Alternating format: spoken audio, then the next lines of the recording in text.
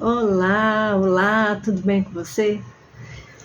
Hoje nós vamos falar sobre o terceiro motivo que eu comecei a analisar e pensar quais são os motivos que levam a pessoa a procrastinar, né? Porque não é do nada, tem sempre uma causa raiz e na análise a gente procura investigar para saber como que a gente pode ajudar, né?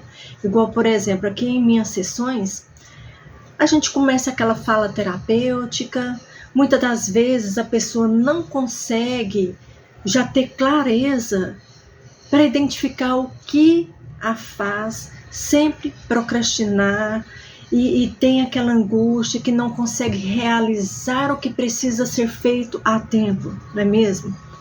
E aí já tem um tempo, né, que eu venho observando isso e alguns padrões repetitivos, né?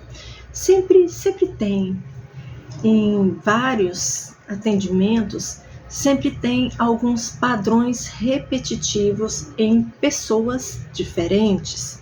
Todos nós repetimos, né, alguns padrões. Então, olha só, o terceiro que eu nomeei, que eu observei, é o perfeccionismo.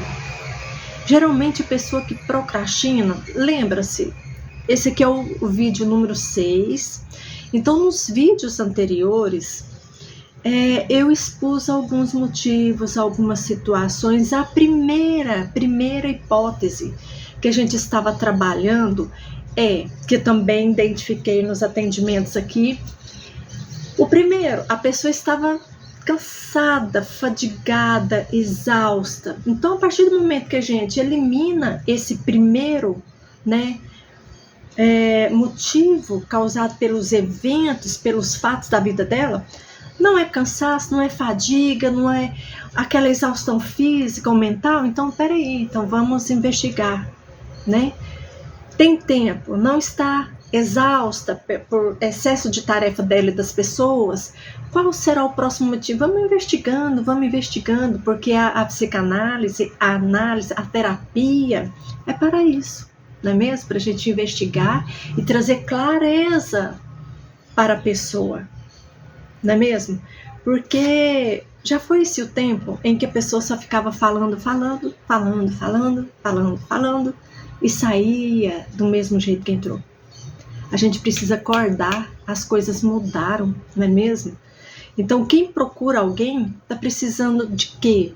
De uma luz, está precisando de uma visão de quem está de fora. Porque quando a gente está imerso naquele problema, a gente não consegue perceber. É por isso que é aconselhável a um advogado que pode atuar em causa própria, é aconselhável que ele não atue na sua própria causa, porque ele vai estar envolvido com as emoções daquela problemática, daquela lide, de tudo. Então ele não enxerga com clareza, ele não consegue raciocinar sem as emoções conflituosas. E quando a gente está envolvido nessas emoções que trazem angústia, a gente não consegue ter clareza e não vai conseguir achar uma solução. Da mesma forma, somos nós quando a gente está imerso naquele problema. Por isso que tem aquele ditado antigo que fala assim: é muito fácil, né? Quem está de fora resolver a vida do outro. Claro, sabe por quê? Porque quem está de fora tem a lucidez e a clareza de todos os fatos, consegue raciocinar friamente sem estar envolvido pelos sentimentos conflituosos, seja qual for o problema. Então veja só, quando a pessoa nos procura, né?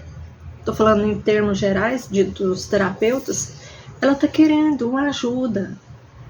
E hoje em dia, todo mundo precisa ser olhado nos olhos. Eu estava conversando com uma assistida minha, falando sobre alguns requisitos, né, da psicanálise mais rígida, né, que fala que o psicanalista ele tem que ficar sentado de costa para a pessoa, porque o objetivo é que a pessoa não observe as nossas expressões faciais diante de alguma coisa que ela expõe, de repente a gente pode... Isso é treinável, gente. Tem como a gente ouvir, sem julgar, sem expressar, tudo. O que acontece? Sabe o que ela me falou? Cristiane, se você começar a trabalhar dessa forma, eu não volto aqui. Porque se eu sentar de frente com um terapeuta e ele não me olhar nos olhos, eu não volto mais.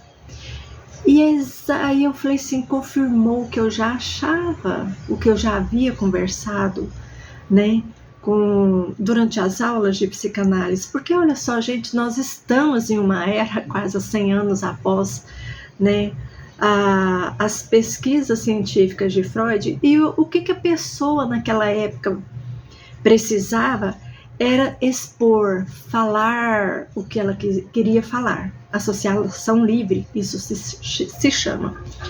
Hoje em dia, as pessoas já têm esse direito, pelo menos aqui no Brasil e em muitas outras partes do planeta, né? Tem alguns lugares que ainda não pode expressar. Mas enfim, isso é outro caso. O que eu estou querendo te falar? Hoje em dia, as pessoas estão muito conectadas só com a internet. Ninguém mais conversa com ninguém. As pessoas estão mais angustiadas, guardando dentro de si. Não tem mais quem olhe para elas. Todo mundo sente-se carente de ser olhado, observado, alguém que converse com você. Então, quando a gente está dentro da problemática, a gente não consegue.